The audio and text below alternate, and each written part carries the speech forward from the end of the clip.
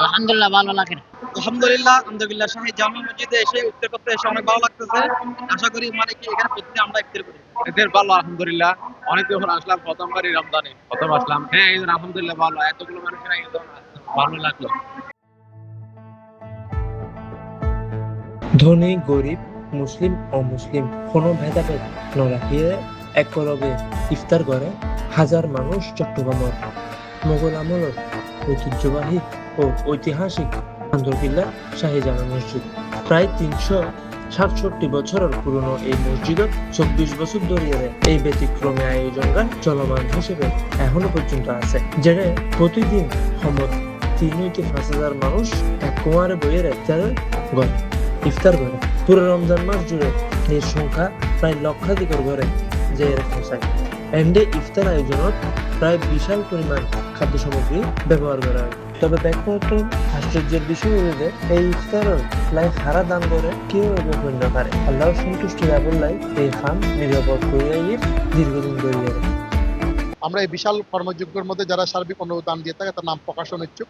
নাম প্রকাশ ছাড়া আল্লাহর বন্দারা দিয়ে থাকে নাম তারা। আমাদের 10 জন বাবুসি 30 জন কর্মকর্তা রয়েছেন, এগুলা দিয়ে এই বিশাল আয়োজন করে থাকে। একই ডালার ভিতরে গরিব ধনী ছোট বড় সকল শ্রেণীর লোক একসাথে বসে ইফতার করতেছে। শৈশবের উসিলা এনের খতিব তাহরিন জাবরিন আনোয়ার সাহেবের উসিলা এখানে ইফতার করা হয়। সবাই এখানে একসাথে মিলে ৩,০০০ লোকের মতন আমরা ইফতার করি। আল্লাহ পাক আমাদের এই ইফতারের মাঝে কোনোদিন অভাব পড়ে নাই, বরকত দান করে আল্লাহ। আমরা আশা করি সবাই আমরা যে মহব্বতের সাথে ইফতার করতে পারি এটা আমরা কামনা করি। কোনো গরিব ধনীর কোনো পার্থক্য নেই, সবাই সম্মিলিতভাবে এবং স্বতঃস্ফূর্তভাবে এখানে এসে ইফতারি করেন। আমি এখানে ৯৬ সাল থেকেই আসি এবং তখন থেকেই দেখছি আমাদের খতিব মহোদয় নেতৃত্বে এখানে এই ইফতার মাহফিল পরিচালনা হচ্ছে।